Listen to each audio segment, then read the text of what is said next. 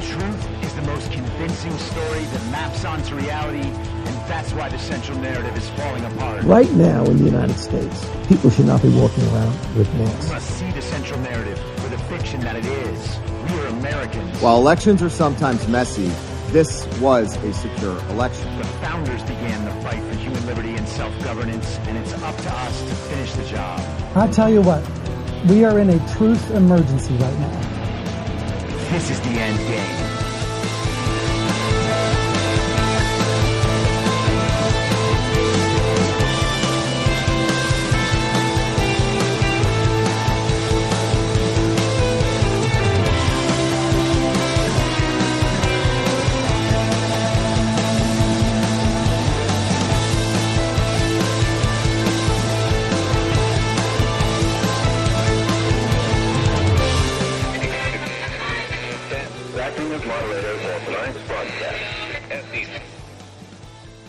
It's Monday, June 26th, 2023, the 887th day of dystopia. I'm your moderator, Chris Paul. Let's be reasonable. A warm welcome and hello to all of you listening to the podcast on the day of its release. The only way to do that is by becoming a paid subscriber at imyourmoderator.substack.com. You can do so for as little as $50 a year or $5 a month. And in doing so, you will be supporting me, the work I do in this show as it expands. And if you can't, or you simply don't want to, continue listening to the podcast for free a couple days later on a wide variety of podcast platforms and, of course, Rumble. All I ask is that you share it with your friends. You can find the links to the podcast, the writing, the social media, and the merch site by visiting linktree.com/I'm your moderator. So on Friday, we talked about what I call informational time travel. And I hope you had a chance to listen to that episode. If you didn't, you might want to listen to that episode before this episode. I know it's a little dense and it's kind of a lot of philosophy, a lot of moving parts, a lot of if this, then that. There's a lot to keep track of, and trust me, I know that because it's all in my head and I have a hard time keeping track of it. But I said at the end of the episode on Friday that I would probably have more to say about the subject. And of course I did, because I didn't finish the subject completely on Friday.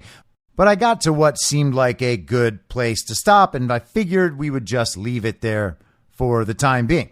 Now, I listened to the episode again over the weekend because I wanted to make sure that I didn't sound absolutely insane while talking about things like time travel.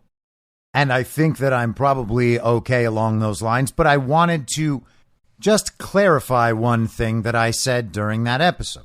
At some point, I talked about how I did not believe there was any good information to be gained from someone who was existing in an informational past. And just to redescribe what I mean when I say an informational past, think of it this way. We understand that the vaccines are not safe, they're not effective, they were never necessary, and they seem to be incredibly harmful. People are just figuring that out right now. We knew back at the beginning, 2.5 years ago, that COVID vaccine was a very bad idea and not necessary. Now, that might have been the first time we ever determined that about a vaccine. We might have been vaccine supporters up till then. We might have been the sort of people that said, trust the science. I don't believe all these people talking about the links between vaccines and autism or vaccines and allergies. These people that are worried about this vaccine schedule that has 50 or 60 or 70 different shots for little tiny children. It was always trust the science. Vaccines work. Vaccines have always worked. And what do you want? Polio and measles to come back? You science denier? I was one of those people 10 years ago. But I could have known back then that I was wrong. The information was available. Other people knew the truth. We were just psyoped into believing otherwise, and there was a ton of money coming from big pharma, coming from the global governing bodies, coming from the media companies. They were able to create a system to ensure that the people never really knew the truth about those vaccines. And even if some knew the truth, it wouldn't spread throughout society and make people turn away from the vaccines and stop getting their children vaccinated. Someone just figuring all of that out today has lived the last 2 years in an informational past relative to us. They have lived 10 years in an informational past relative to people who knew 10 years ago. Now, if you were one of those people who knew 10 years ago and you had a baby 8 years ago, there's a good chance that your 8-year-old child was never vaccinated. But if you just found out 2.5 years ago when I did, there's a very good chance your 8-year-old child was vaccinated. That would mean that your 8-year-old child was subject to your decision making while you were making decisions in an informational past. And of course, a lot of people who just woke up to all of this today, well, they probably got the shot themselves.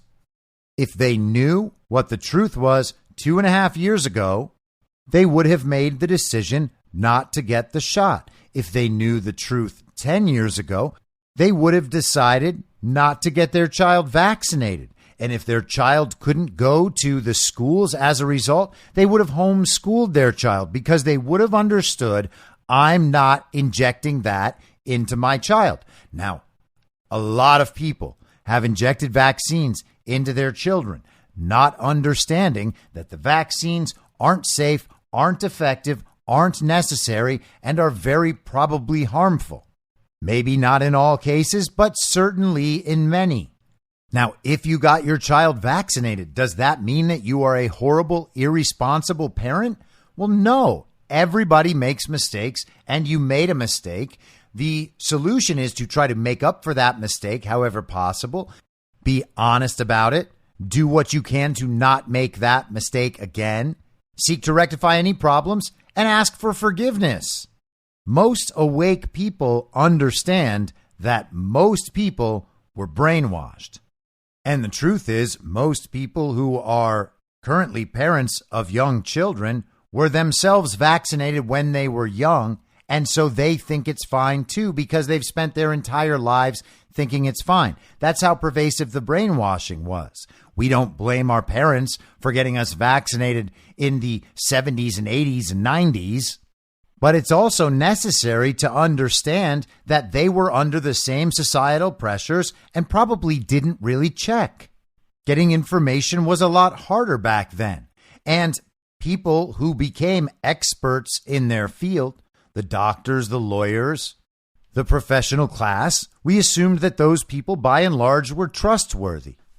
And that even if some weren't and they had bad business dealings or cheated on their wives or whatever, they were at least being informed and honest about their job because people's lives were on the line.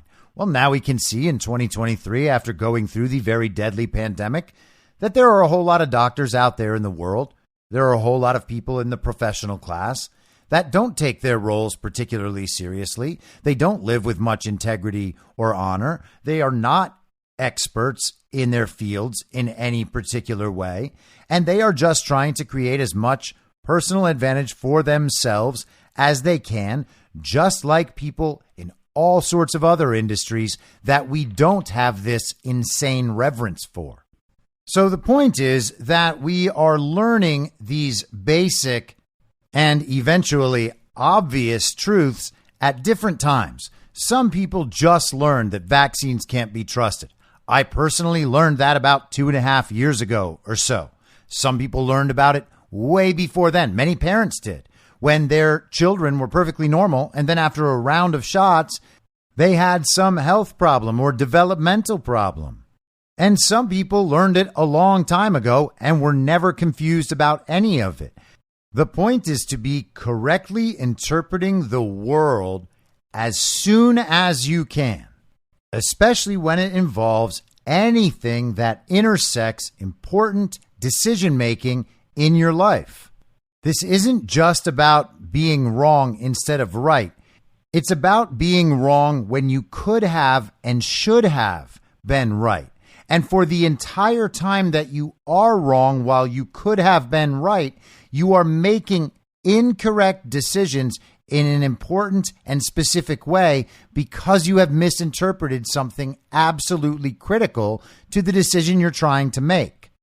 The point of all this is that what we are communicated by society, by culture, by the mainstream media, whatever exists in the central narrative, through big tech, through the commercials we see on television, all of that is designed to construct a false reality. They distort our reality in various ways. They mislead us about what we are seeing now. They mislead us about what our neighbors and our peers actually believe about the world. For instance, they convince us that racism is this massive problem when it largely is not for normal people. They tell us things are happening that simply are not happening. And then on the basis of those fake events they describe, they try to tell us that aspects of that event prove that the world is a certain way that it isn't. So they're able to send us into false realities in the present. Then they go back and they revise our history for us so that we don't actually know what came before. We thought things were a certain way. It turns out now we're being told that new information has been discovered and our past was an entirely different way. Well, that's confusing. That's going to really shake our understanding of what we know and the world as it exists. And then they tell us about the future that they've prepared for us. Their goal is to not only give us false information and mislead us, but also to mess with our sense of time so that when we discover truth, it can never be used at the point we need it. And let's look at the vaccine example again. We are now allowed to talk about how vaccines are not particularly safe or effective and were not necessary and are harmful on platforms that used to censor us. And certain newscasts and news articles present many of the same arguments we were making a couple of years ago. They're doing that now. Now it's okay. Now, part of that is that they are unable to avoid the fact that people are waking up and understanding all of this to be true. But part of it is that the reasons for them hiding it are not the same as they used to be. They can just let it go for a while. The narratives already accomplished the goals for which they were designed. People accepted the vaccine. They took the vaccine. The pharma companies made money. They got everyone injected. Most people realized that was a bad idea, but they don't seem all that mad about it because they're mostly consumed with reassuring themselves that nothing is really wrong. The mistake they made wasn't that big. And certainly that's natural. We've probably all done that about some mistake we've made in our lives. So we have distortions in the details and we have distortions in the timelines. We are confused not only about what's happening now, but about what happened in the past and how the future is going to look if we behave and how bad it might be if we don't. If we want to be able to move beyond our misinterpretations about the details and about the timelines, then we need to unwind all of these misinterpretations to find the roots of these misinterpretations and then understand that we were wrong from that point forward so that we can figure out what other issues were affected by this misinterpretation. So on Friday, I was talking about how I think it's generally a bad idea to listen to any political analysis from anyone who pretends that Joe Biden got 81 million real lawful American votes and that our elections in America are free and fair, safe and secure. And I said that there's no good information that we can get from these people. And here's what I want to correct or clarify. Some of these people have good factual information or good functional information. They might be able to tell me the details of an historical event and how things were in some situation, and then it is up for me to interpret from that information they're giving me the degree to which that information is reliable, and whether or not they might be giving me the view from a false reality. Because that is ultimately the point of this manipulation, is to send everyone off into a false reality relative to an entire series of events, not only social and cultural events, but events in one's own life. And at some point, once you reach total inversion within the false reality relative to a bunch of events, you are essentially completely in the false reality and at a total inversion point within it.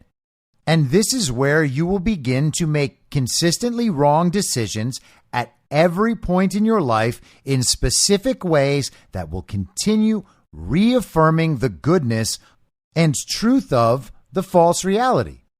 Now, if you're able to make those discernments and someone actually does have a massive knowledge base about certain subjects, you can still draw a lot of good information out of those people.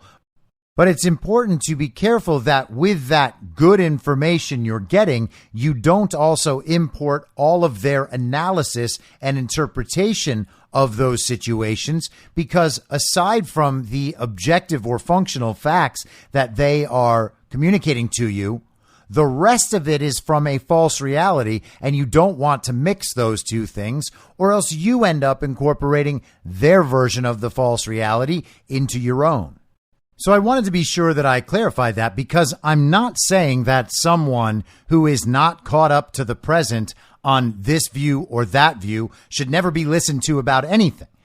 And I'm certain that I said specifically that none of us will ever be totally caught up to the present. So if that's true, then we will all be in an informational past about a whole range of issues. That doesn't mean we can discount everything a person says. And I wasn't trying to say that. But at the same time, if someone is of the understanding that our elections are free and fair and safe and secure, despite how obviously false that is, and how everybody in the future will know how obviously false that is, well, then that person is making a number of mistakes in anything that touches political analysis. That person might be able to tell you how to fix a car, or to explain math, or to teach you how to cook. But there's no point in listening to them analyze the 2024 election, because they don't even understand what elections are. And that doesn't mean that they're just too stupid, although they are being stupid. Another thing we are all capable of and have all been before, and still often are, about a great many things. If they simply updated their understanding of what elections are, which they could do in the course of a few days, they would quickly jump into a relative future compared to where they are now. And once they incorporated the present understanding of things into the rest of their thinking, they could probably catch back up to the present in many more ways. The point is to find your way out of that false reality where everything is confusing, nothing makes sense, everything is out of order, time feels all wrong. A point where you're not making real world decisions in the present. You're just not attached from reality. We have to get out of that thing. And part of that process is by working our way back through time. Everything that has led us to the point we are, all the repetition of these traumas that reconfirm our misinterpretations and lead us further into the false reality, we have to get out of that. Because the thing is, if you are in the false reality, if you are experiencing a total inversion within the false reality across the entire range of issues, virtually anything that comes up for you, the effect of the false reality bears on that decision, then you might be making highly rational decisions within the false reality that will nonetheless lead you in exactly the opposite direction from where you intended to head. You can be making effective, rational decisions within the false reality that will seem right again and again and again. You can justify them in every way possible using only the information from the false reality, and still have the consequences of those decisions become disastrous in the observable empirical reality because you are working in the direction that will make sure your real world results are awful. And we talked about that with the relationship example the other day. Now consider this. So let's say you're in an informational past regarding stolen elections. You believe our elections are free and fair, safe and secure. It is clear in observable empirical reality right now that the narrative on election fraud and the public understanding of election fraud has gone in one and only one direction for the last 2.5 to 3 years. People are understanding that elections are stolen. No one who believed our elections are stolen is going back the other direction. There might be some absolutely detached communists who have done everything they can to support the idea that Joe Biden got 81 million real lawful American votes. Maybe those people have pushed themselves deeper into the false reality regarding election fraud. They have remained in that informational past. They're more convinced than ever that our elections are free and fair, safe and secure. They denied the Haldeman report that just was finally unsealed last week and showed that there's absolutely no way in the world that anyone could possibly imagine our elections were actually free and fair, safe and secure. And they accepted that it was debunked. They doubled down on the false reality once again. They said, not only do I trust the experts, I have never trusted the experts more than I trust them now. And as an act of how much I trust the experts, I am going to deny the Haldeman report too. There might be a few of those people. But by and large, most of society has awakened to the idea that our elections are stolen and they're catching up. It is unlikely to the point of impossibility that awakening will reverse and society won't reach that level of common understanding where 85, 90, 95% of people understand that elections have been stolen throughout our history. We are headed in that direction and unstoppably in that direction. It would take some major violent event, nuclear war, civil war, some sort of real unrest or destabilization that would make people focus on something totally different for maybe months or years in order to stop society from reaching the point where they realize that our elections are stolen.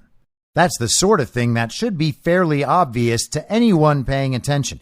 If you understand the process by which society comes to terms with new ideas, you can simply observe us in the late stages of that process when it comes to stolen elections, and you will know that we are going unstoppably in one direction.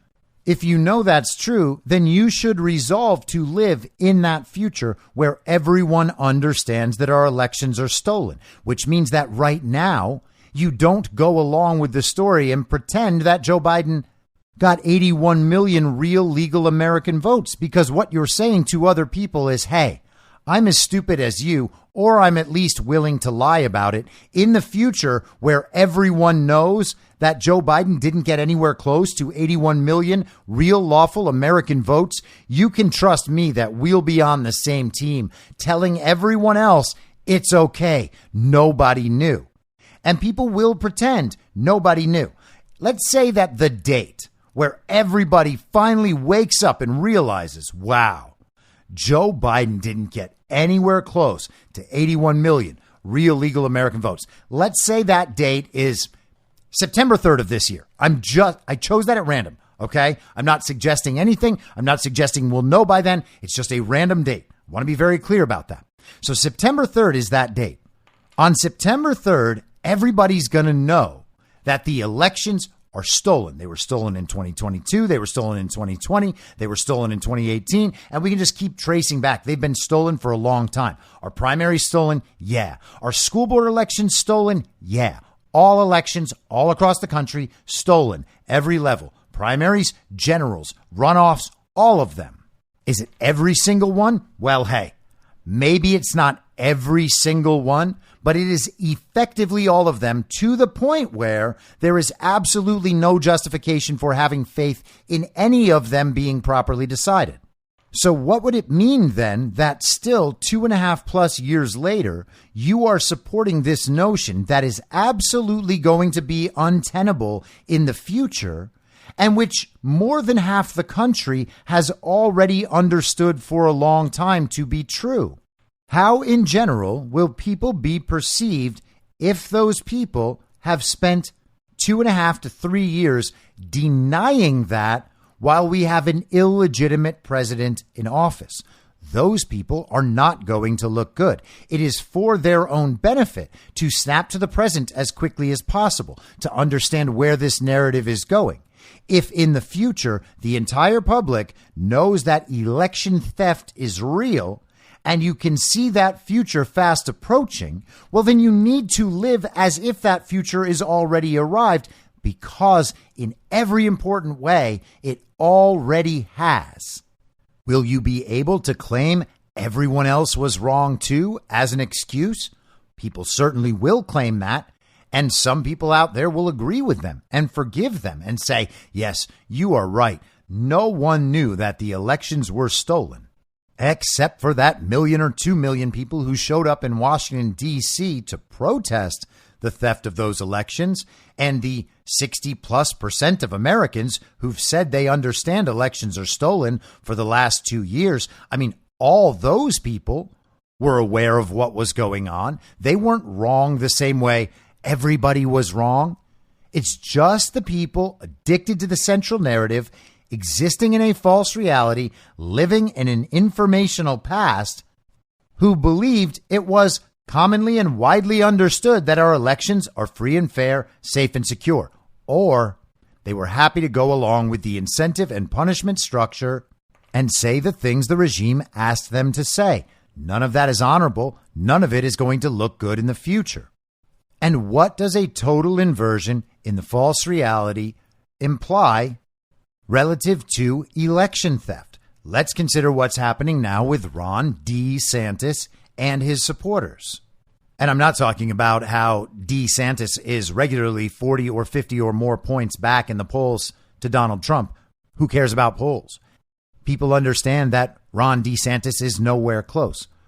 But all the people making the case for Ron DeSantis, including Ron himself, are dependent for their success on people never waking up to the fact that our elections are stolen. They can't admit it because then they would have no purpose for their campaign, and Ron would look immediately like a traitor to America. And that is a product of people not grappling with the fact that our elections are stolen. They have chosen the false reality. They exist in an informational past relative to our elections. In the future, no one will take them seriously in their belief about election theft. And they are choosing that future for themselves based on incentives. Right now, those incentives also will not be valuable in that future, but they don't care because they are the sorts of people who accept the incentives and avoid the punishments and obey. They do what they're told to do and they say what they're told to say. That always worked in the past within the false reality. Within the false reality, they are making rational decisions. Unfortunately, we're not in the false reality, and all of those rational decisions make their position even worse. Again, think about the DeSantis supporters, the formal ones. I'm not talking about just random people online. I'm talking about the people who go down and visit Ron DeSantis in Florida over the last 2 years while all of this has been planned out. Those people thought that they would have power and money and status and attention. They would be in the inner circle for the new president. They would have gotten in on the ground floor before Ron's campaign ever started. They thought they would have the first shot at the primo positions within Ron's administration. Or maybe they just wanted to be the big media show that ran alongside the whole Ron administration. It seems Daily Wire has signed up for that program. All of those incentives sounded really good in the false reality, in the informational past, where our elections are free and fair and safe and secure. Because within the false reality, Donald Trump actually lost in 2020. And not only did he lose, he lost because of who he is and how bad he is, how much people dislike him. Now, why do people dislike him? You can unwind that whole process as well, because people don't like Donald Trump is only true within the false reality as well. Donald Trump is probably the most popular president in American history, if not world history. And we are told it's the opposite by the television. The incentive structure of the regime encourages us to repeat that obvious falsehood that is only true within the false reality. And so people repeat it, people believe it, and then people use that as the justification for why Donald Trump lost, because they have to hold on to the idea that the election was free and fair, safe and secure. Now, if they were not in a false reality, if everything they believed was true in the empirical, observable reality, then they are absolutely correct that the things they are doing would fast track them toward power, status, and wealth in a potential Ron administration. To that extent, all of their decisions are absolutely rational. Now, that doesn't make them honest or moral, because the people supporting Ron are not honest and they are not moral. The entire thing is an abomination on every level, and the people involved with it should be absolutely ashamed. But there is a rationality to it in the false reality. But what are they doing from the perspective of the empirical, observable reality where elections are obviously stolen? They think that they are supporting a conservative who will put America first and who can win against Joe Biden. That is what they say. That is the case they make in public. I'm not misstating their views. All of that is dependent on our elections being free and fair, safe and secure. And if our elections were that way, they might have a point. Maybe Donald Trump did lose for all these reasons they're saying. And we do need to put someone else on the ticket in order to win.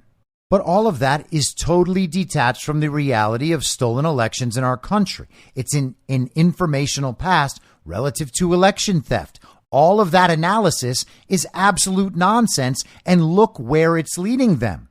Rather than fighting for the country, rather than reclaiming their patriotism, rather than supporting the man who had the election stolen from him, the rightful winner, the newly elected president of the United States of America, rather than supporting that man, rather than supporting the efforts to make sure that we have free and fair, safe and secure elections in this country, they are trying in every way imaginable to bury that man and his movement.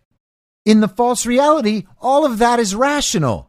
But in the real world, it makes no sense. In fact, it is going in the exact opposite direction, especially as these guys try to portray themselves as the smartest, most patriotic, most conservative people who have ever existed online. All of that is a product of the opposite bizarro world thinking that makes sense in the false reality. If the central narrative was true, maybe these people would be very smart and very conservative and very patriotic. But it's not true.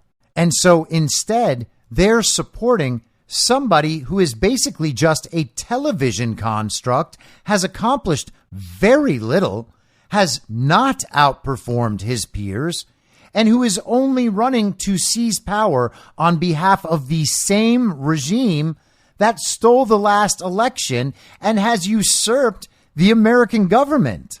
It is the least patriotic, least conservative, least honest, least moral, and least productive stance they could possibly take, and all of it is a product of total inversion within the false reality. It not only produces bad outcomes, it produces bad outcomes in a way that is exactly opposite of what should be done. At every single turn, every single thought and decision is wrong because it's the false reality. To go back and examine the election of 2020 or prior elections, looking for evidence that our elections are not free and fair, are not safe and secure, you would find them almost immediately upon looking. with an open mind, you would immediately find evidence of election fraud that should shake your faith in the ability for any election in America to produce trustworthy results. And as soon as that is accepted, you begin reattaching to reality and catching up to the present, because that thought should shake the rest of your political understanding. Immediately you think, well, how many of the people serving in government and making laws and rules about how my life is supposed to go, how many of those people are legitimately elected? And it turns out to be not very many of them. And then you might wonder, hey, do they know that the elections are not free and fair and safe and secure? And you might realize pretty quickly that they do, and that that's a big part of what's happening right now. They make deals for themselves to pursue their own power and own status and own wealth. And part of that comes with denying that our elections are stolen, even though everyone involved knows they are. It might change your mind immediately about the makeup of this country. Well, they always tell us it's a 50-50 country, right? 50% Democrats, 50% Republicans. They're like cats and dogs. They will never, ever get along. Except, when they do something bipartisan, which we are all supposed to celebrate and not understand to be the uniparty left and uniparty right, to be implementing an anti-citizen agenda together. You might realize, no, there aren't actually 50% of the people in this country who think abortion at 8 months is okay. There aren't actually 50% of the people in this country who can't tell the difference between men and women. And there aren't 50% of people in this country who are white supremacists. We're talking about views held by 2% of people, 5% of people, 10% of people. Can't be a whole lot more than that. And again, I'm not saying that people will represent their honest views publicly with the incentive and punishment structure, but there aren't real people out there who think that we need abortions at 8 months, or otherwise we are violating the rights of women and trying to control their bodies. That's not a view held by 50% of America.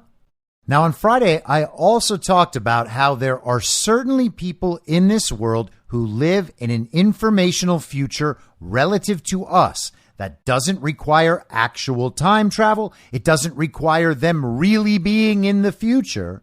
It just requires them being much closer, if not in the present. They are still in the future relative to us. And I talked about technology. Someone like Elon Musk, someone in DARPA, someone like Donald Trump. They might know what's coming in different fields of technology and how that technology might affect us. There is certainly plenty of conversation about AI, and we're told how the future might look if AI goes in a certain direction. Well, considering that technology especially is one of those areas where we know for a fact people know more about the future than we do, then we should assume that potential futures are already occurring right now that we don't know about. We know that AI has been used to control things. But what if AI has been used to control 10 times as many things as we think it's been used for? Or it has controlled a series of things that we are aware of 10 times more than we realize? What if we are much further along the path of implementation of AI than we understand? What if we are not catching all of the right signals? Someone who is very attentive and very attuned to the AI issue might be considerably ahead of us on the timeline. They might exist in an informational future relative to us and our understanding of AI, and that might matter in significant ways. It might matter with how we interact with social media. It might matter with how we handle our finances. It might matter with who we talk to out in the world and the sorts of things we say to them. And those people existing in the informational future relative to us will make different decisions, and maybe better decisions, also maybe worse decisions. Maybe they will be in a false reality relative to the rest of it. They'll have terrible priorities, and they will use their exceptional information to create terrible and disastrous consequences for themselves and others. But there are also people out there with information from a relative future who are not looking to exploit other people and who just want to communicate that information and make good decisions for themselves. And there are a lot of people out there attempting to do that by investing in gold or silver or Bitcoin or something.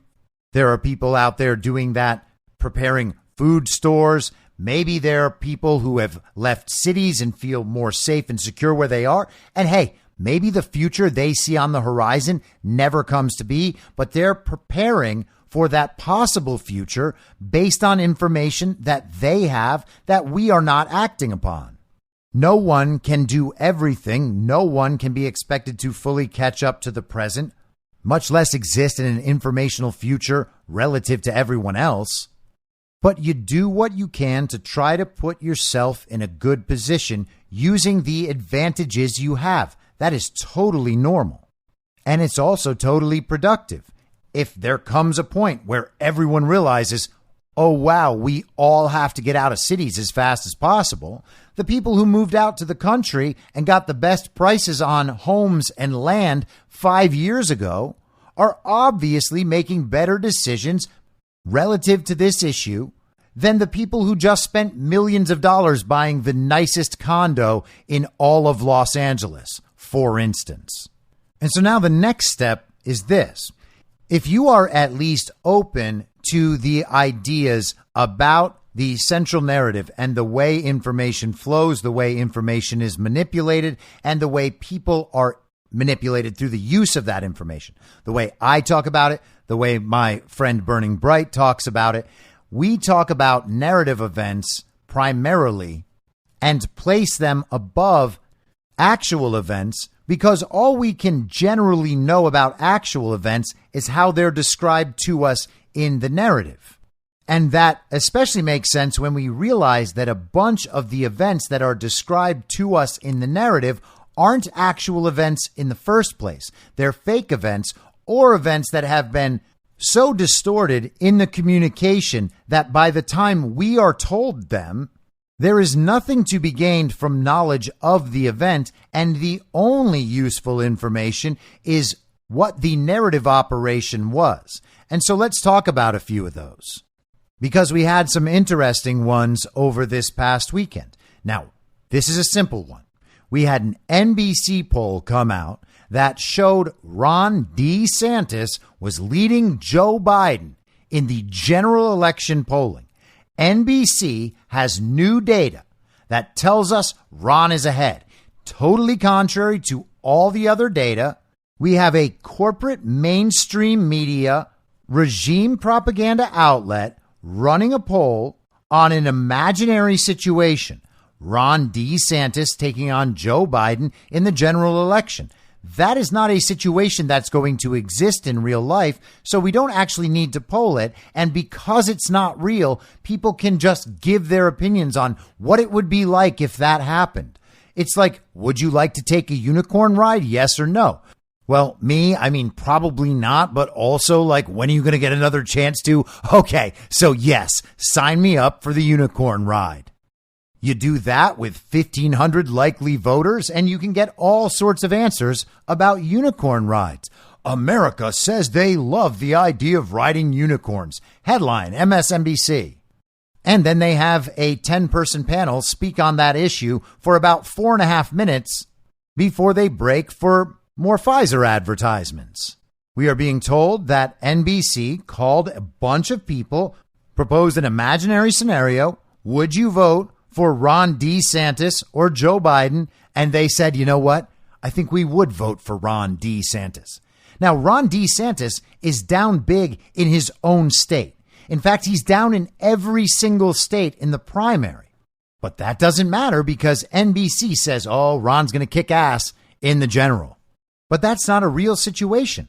We already know that polling is mostly, if not all, fake. We know that the scenario is fake. So all that's left is NBC telling us, hey, Ron really has a chance if he makes it to the general. So maybe everybody should take him a little more seriously. And then, of course, we can analyze why that piece of the narrative is necessary to the regime. But the event itself, people believe Ron will beat Biden isn't even real. So we don't need to examine the reality of it. We don't need to have long talks about it and figure out where it leads. It's not real. We're only even paying attention to it because NBC is a big brand and people within the child brain, within the false reality, think, well, NBC is a professional news organization and they have a lot of money, probably unlimited money and funds to spend on things like polling. So they probably hired the best pollsters and their results can probably be trusted more than just about anyone else because of the money they probably invested into getting this poll. Now, does any child brain know that any of that is true? No, of course not. But it makes sense based on how they believe things work within the false reality. And if all that's true, then the other thing might be true too.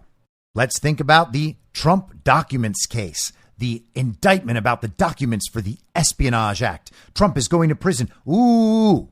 If you're speaking to a standard issue communist, just your average villager on the street, they'll say, hey, Donald Trump is going to prison for this documents thing. He had these classified national security documents and he was waving them around in the air, which is the same as selling them to our foreign adversaries, I guess. But that just confirms that Donald Trump is a maniac who can't control himself, a traitor to the United States, and he must be dealt with this time. That's what you will hear from any standard villager. And you might say, hello, fair villager. Where did you get an idea like that? And they'll say, everybody knows. Didn't you just see the indictment? And you say, my, dear communist, are you sure? Do you know what's on those documents? And they say, well, no, I've never seen the documents. Well, then how do you know they were national security documents? Well, they were reported as national security documents. Oh, so you just believe the report about what's happening and therefore Donald Trump is going to jail. Now, maybe this is a stupid question and I'm sure that you've vetted all this information, but did the people on the news see these documents? Oh, no, they didn't? Well, then how do they know that they're national security documents? Oh, it's because it says it in the indictment. So the indictment, therefore, is true. There's no way that the indictment could be false in any way, right? They would just never do that. Jack Smith would never do that. Merrick Garland would never do that. Joe Biden, who's their boss, would never do that. You trace it all the way back up that scale, and ultimately it just becomes, well, hey, commie, are you telling me that Donald Trump is going to prison because you believe and trust and have faith in Joe Biden? Is that what this all comes down to? Because it sounds like you have no idea what the documents are. You have no idea what Donald Trump did with them. You have no idea how any of that is illegal. And I certainly couldn't be convinced that you have a deep understanding of the law on these topics. All you did was watch about 10 minutes of MSNBC.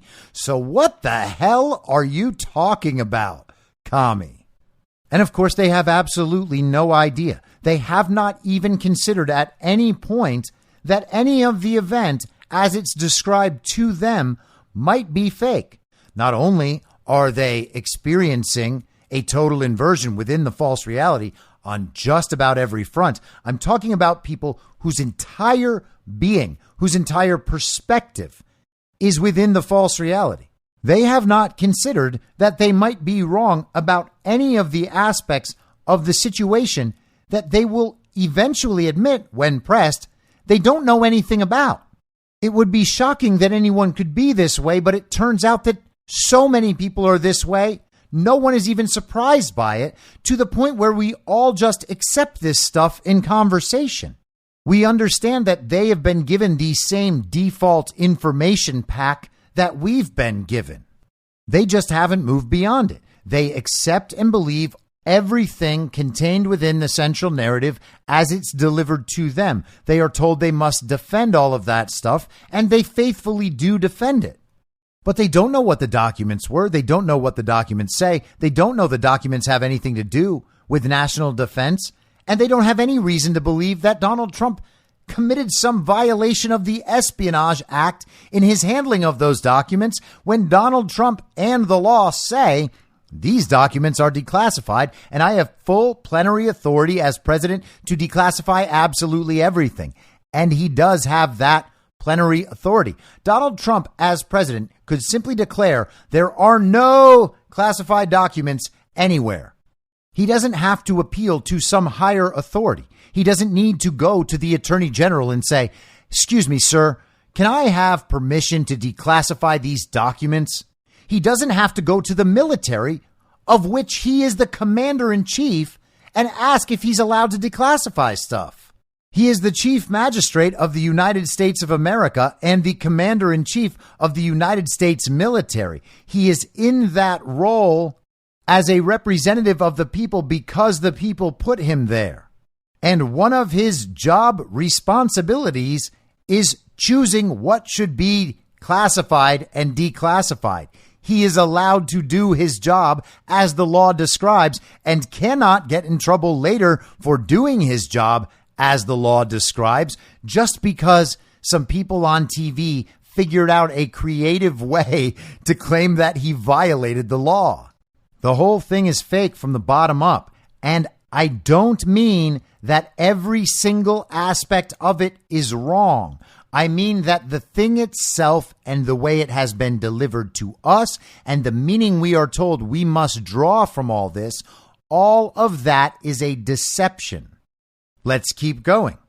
There was a viral video moment yesterday at a pride event in Oregon where people who looked like they were dressed up as the Patriot Front, they may well have been Patriot Front members with the masks and everything, had a little skirmish with a bunch of Proud Boys at the same event. Counter protesters skirmishing. The Proud Boys pulled the masks off the Patriot Front Fed boys, and it turns out that they're Antifa and other people linked to feds, etc.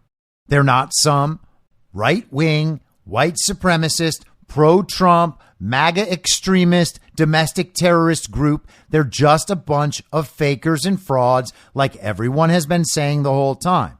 Now, this video went viral like some MAGA patriots had finally stood up to these fakers.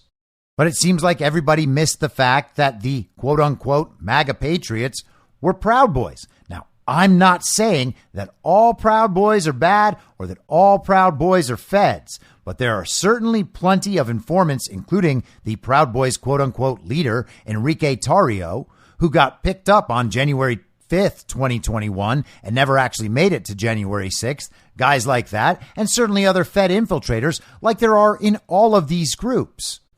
And if we went back in time and examined these groups going back throughout time, we would understand over and over again in every situation, there is Fed infiltration in all of those groups.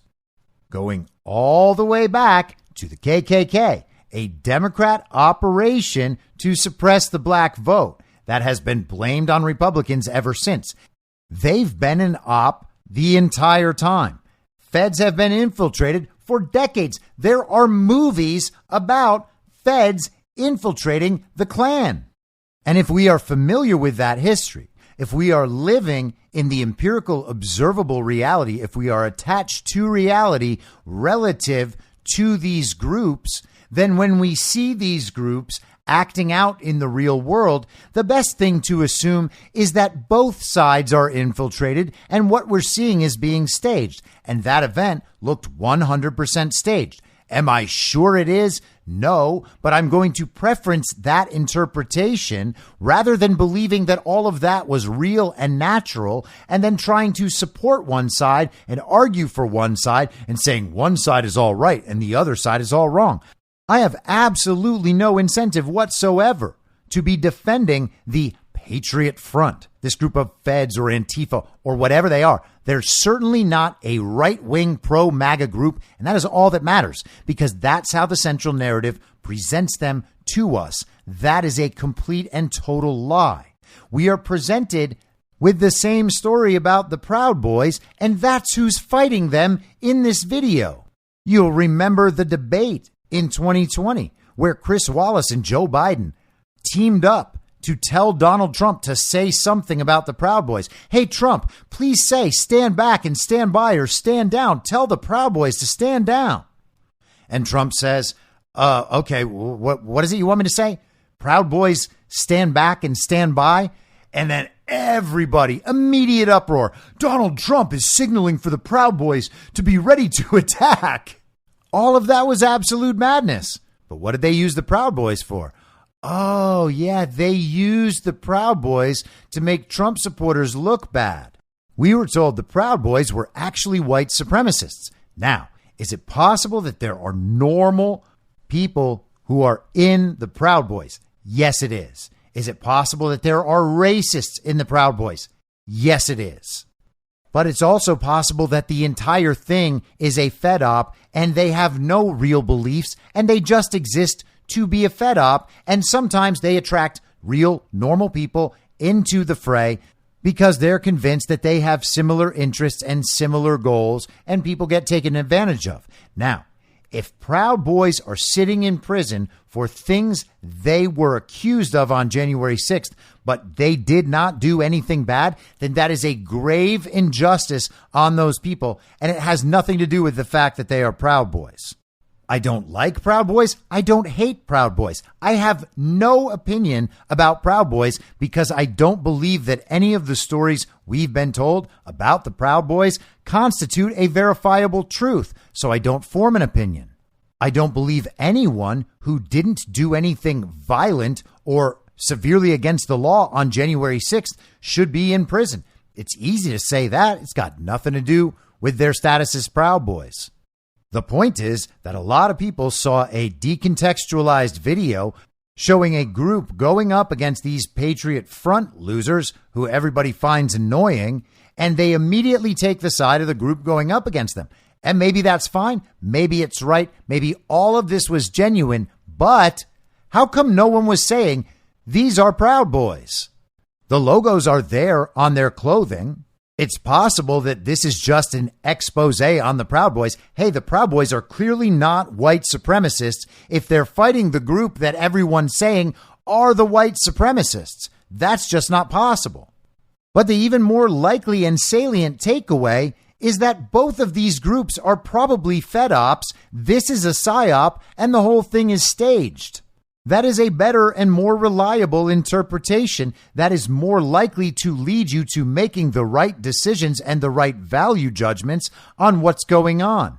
But again, that can all be achieved through the narrative. The underlying event does not have to be real, and it turns out that the underlying event probably isn't real in at least a few important ways that I have just described.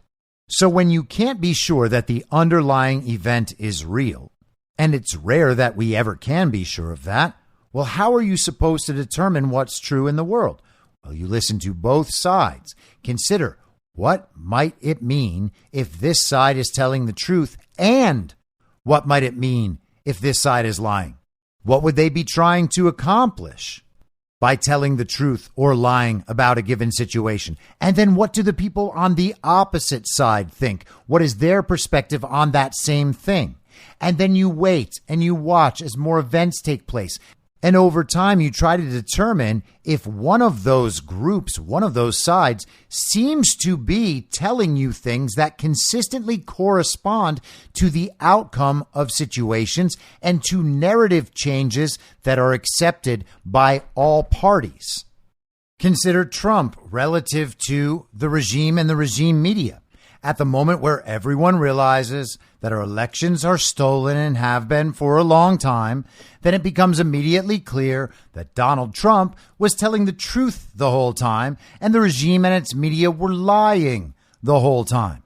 It won't just be some revelation where neither side was clear this whole time, and now the truth is known. Now we can see that Trump is right, but also the regime is right because they agree with this truth that everyone has just found out. No, Trump was right the whole time, telling the truth the whole time. The facts of a reality that already existed as true and real in the world, and the other people were just lying. And you can see the buildup and you can see the process toward that. You don't need a big revelation to be able to know that your judgment on who's telling the truth is actually correct. The point is, you see what people are saying and you see how often that matches emerging realities to the extent they can be known. And whichever side is more reliably doing that, that's the side to stick with. But the truth is, you never just get to decide one side is telling the truth.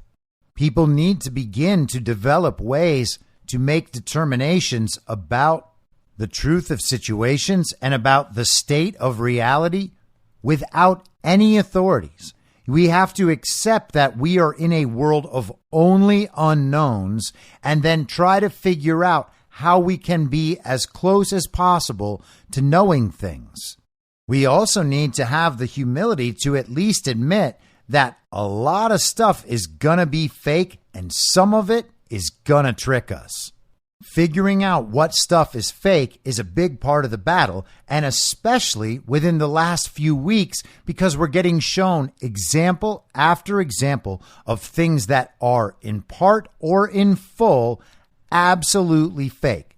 So let's talk about a couple more of them. Last week, we had a big story about how this submersible underwater craft had been taken to go see the wreckage of the Titanic. The company is called OceanGate, and there are 5 people on it. This craft is navigated with a PlayStation controller. And there's a bunch of billionaires aboard. So 5 billionaires get on a small submersible craft that they plan to take to see the wreckage of the Titanic. And the guy that owns the submersible craft and the business that takes people to see the Titanic, well, his grandparents had been on the Titanic. What an odd wrinkle. So for a few days, while the media is tracking this story, this potential disaster in the making, as these 5 important people are slowly running out of oxygen, we're being told we are going to witness the countdown to these people's certain death. And there's going to be some race against time in order to find them and rescue them. Except the whole time they were rolling that story out, there were already people in the world who knew that the sub had already imploded. Apparently, the Navy knew that last Sunday, and they allowed the story to just proceed in public for days. Now, you have to assume that other people knew about that as well and just went along with the story. They allowed that story to dominate the public conversation for 3 or 4 days. Everybody was digging in, getting all of the very important details. We must find out what happened to these poor people who tried to go down and see the Titanic. Except the problem is we don't know that any of it is real. People have done a lot of analysis. They say, oh, these are the sonar blips that appeared when the submersible craft imploded. But we don't know that any of that is true. We're just being told that as a second level, and now people are analyzing exactly how the sub could have imploded and where, and how we might find it, and what might be happening. And what were they doing with this small PlayStation-style Logitech video game controller piloting this small submersible craft? The entire story is as ridiculous as the Sky Circle story. It might be more ridiculous. And as always, the thing to take note of is the people who told you the story about the submarine and got countless clicks off the submarine, dominated the public conversation with the submarine, are the same people who then reported that, oh, actually, the submarine imploded days ago.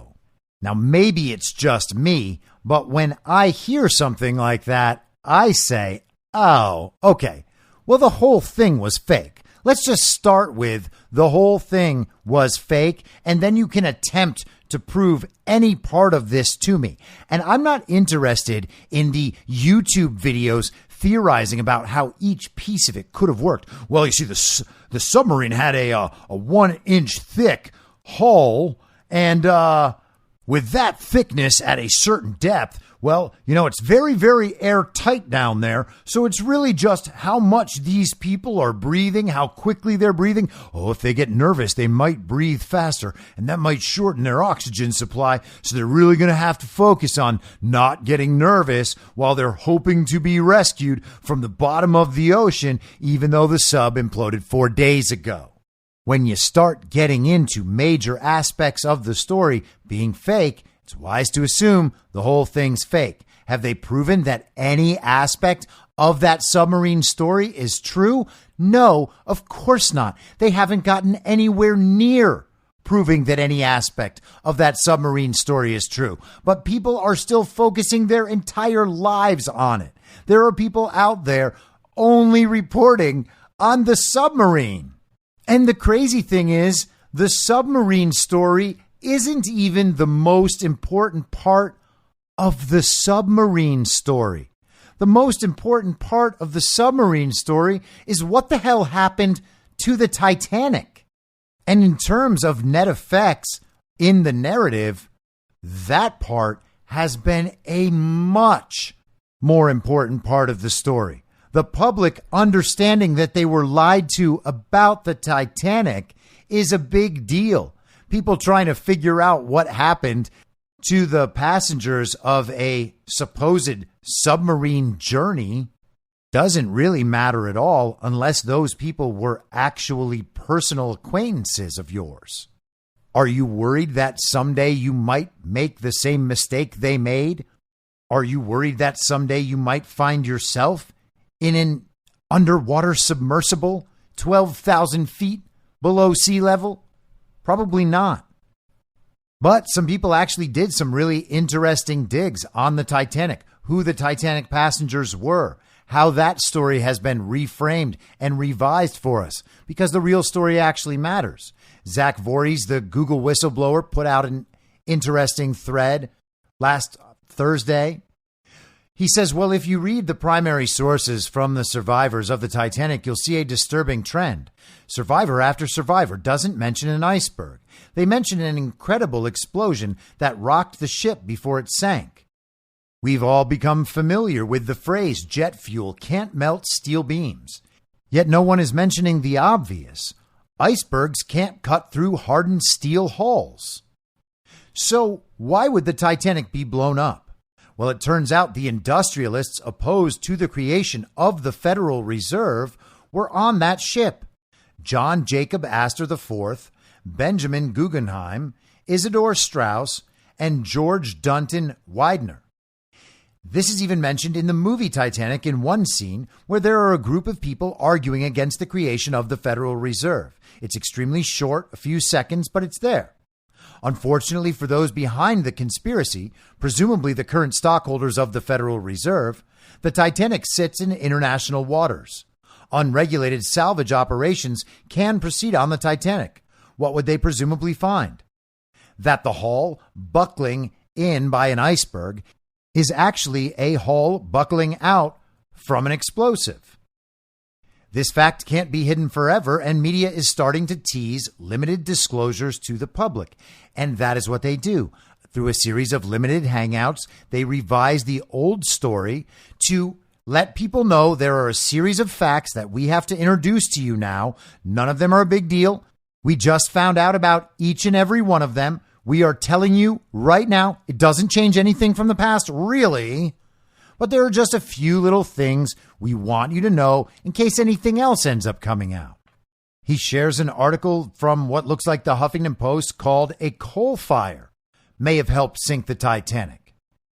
He writes, to close this loophole, the internationalists are clamping down on visitations so that no unauthorized persons can visit the Titanic wreckage without a permit. They decided to reclassify the Titanic wreckage as a cultural heritage site that needs to be protected. So the fact that this submarine dude was able to offer trips at all is a little suspect. The fact he was able to do it with an uncertified experimental submarine controlled by a wireless game controller makes no sense.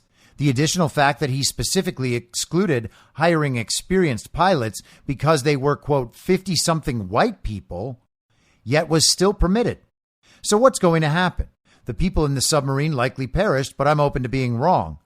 This event will be used as leverage to make the Titanic off limits by visitation by the citizens of the West so that the narrative of the Federal Reserve is preserved.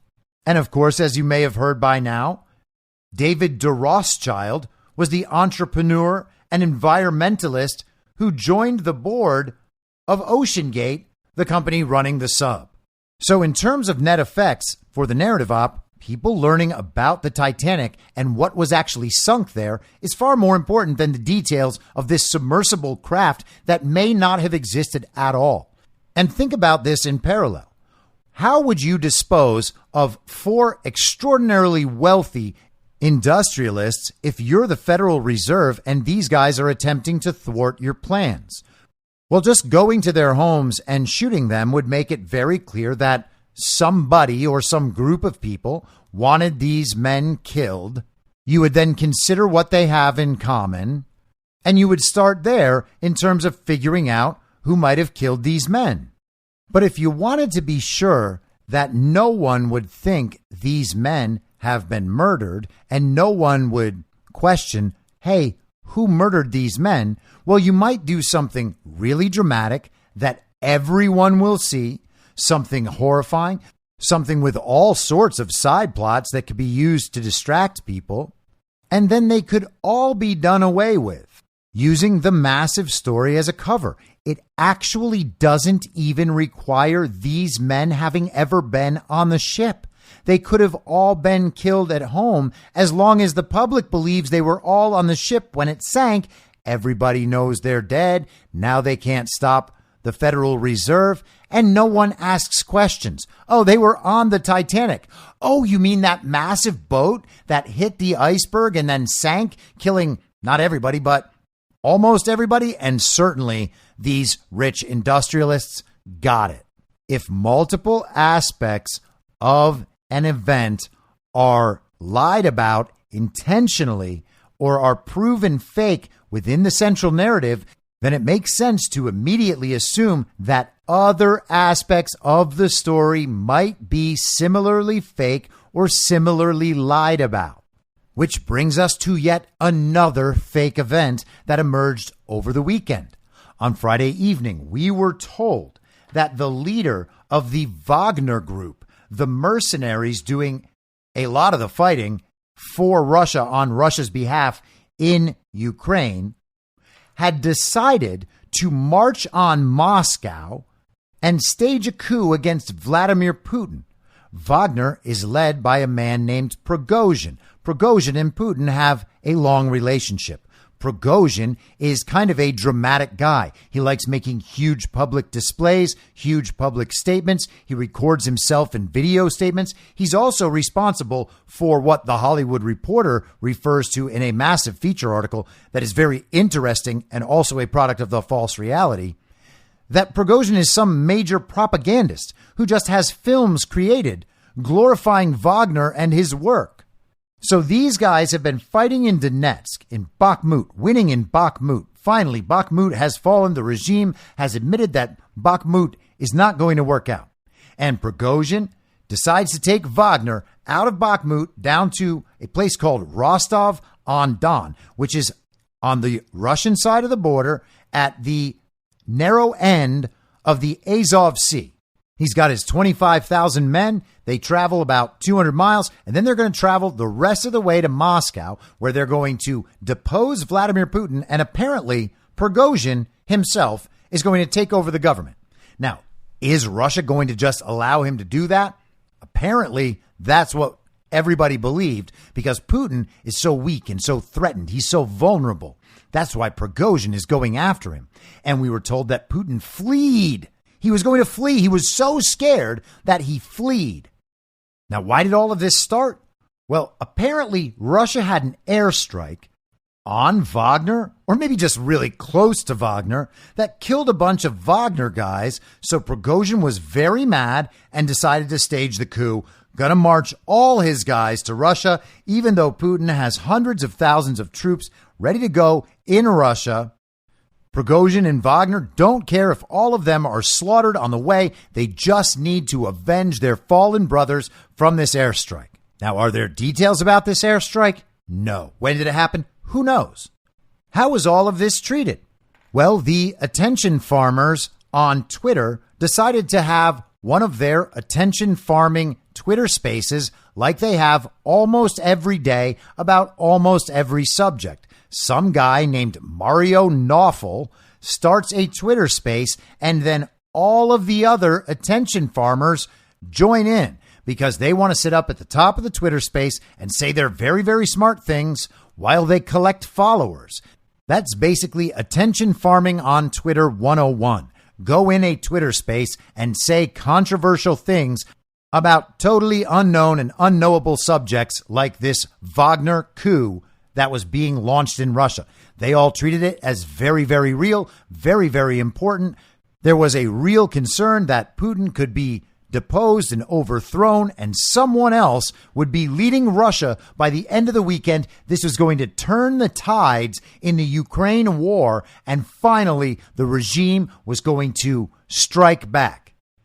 For 8 hours, they kept this Twitter space going. Over 100,000 people watching. Elon Musk highlighted it, told people, hey, go there if you want to find out what's happening in Russia.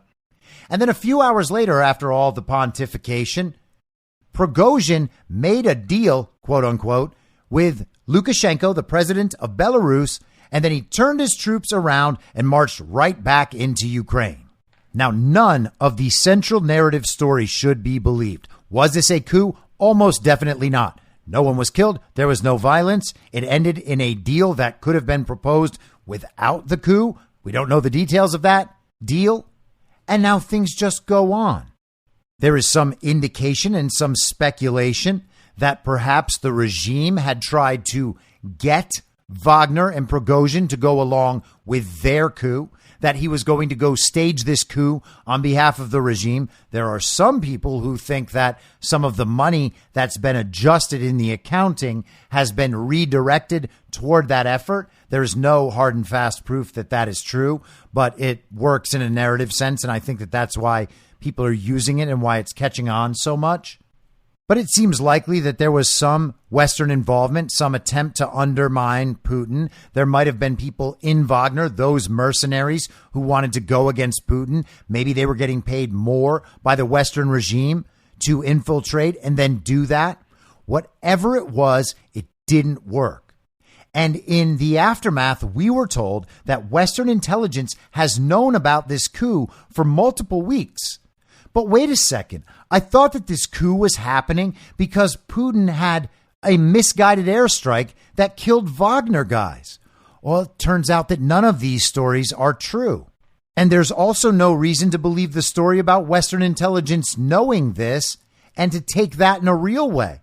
That itself seems like a limited hangout for Western involvement in trying to drum up this coup that we will find out about later.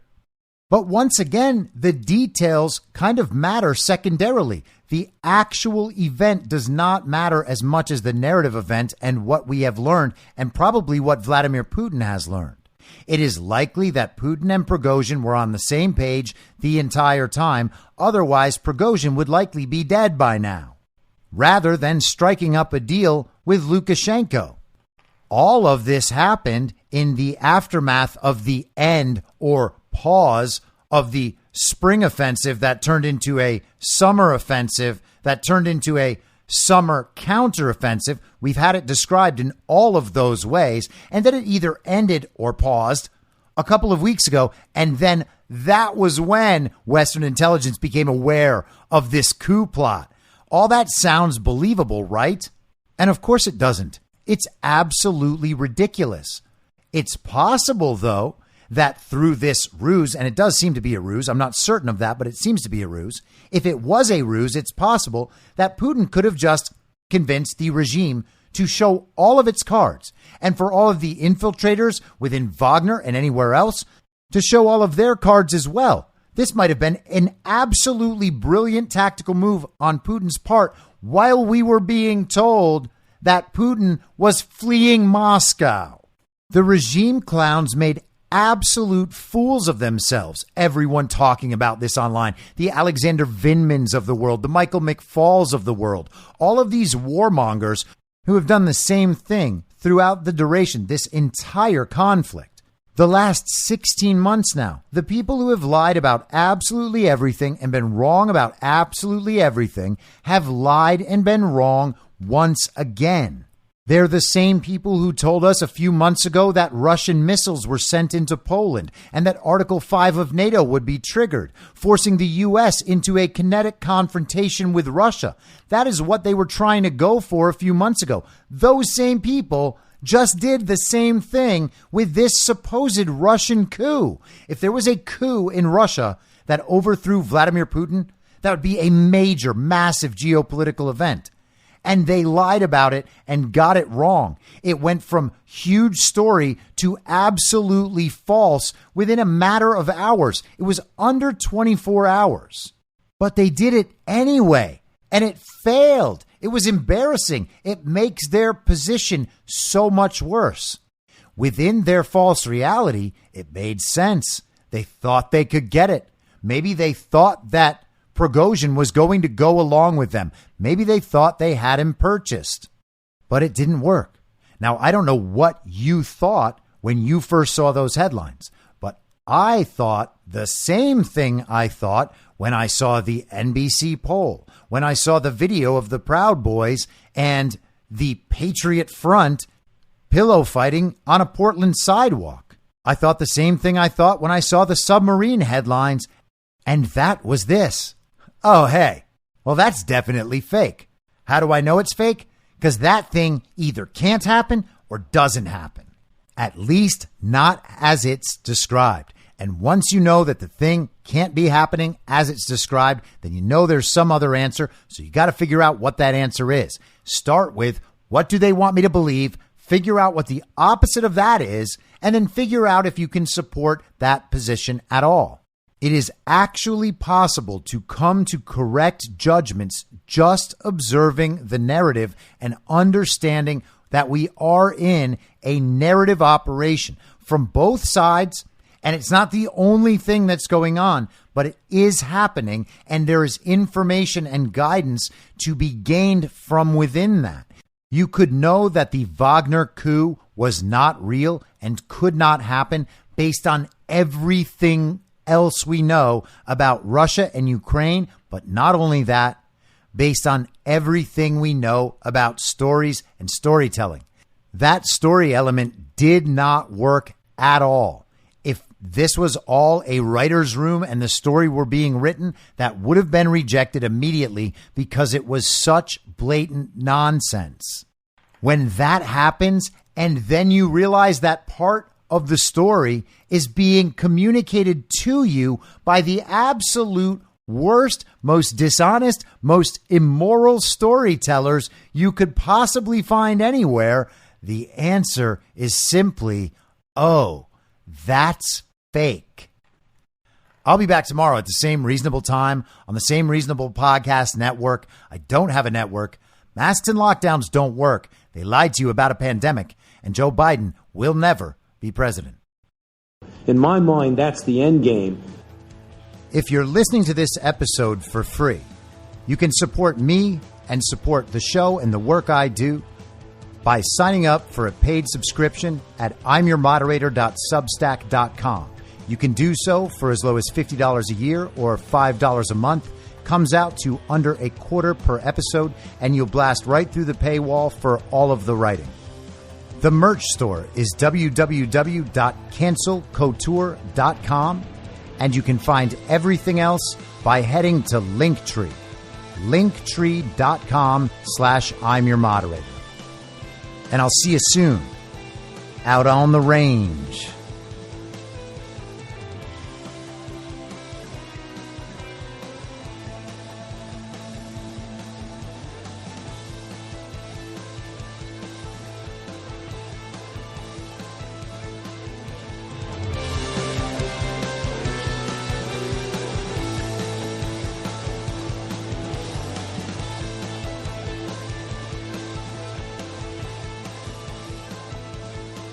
It's happening!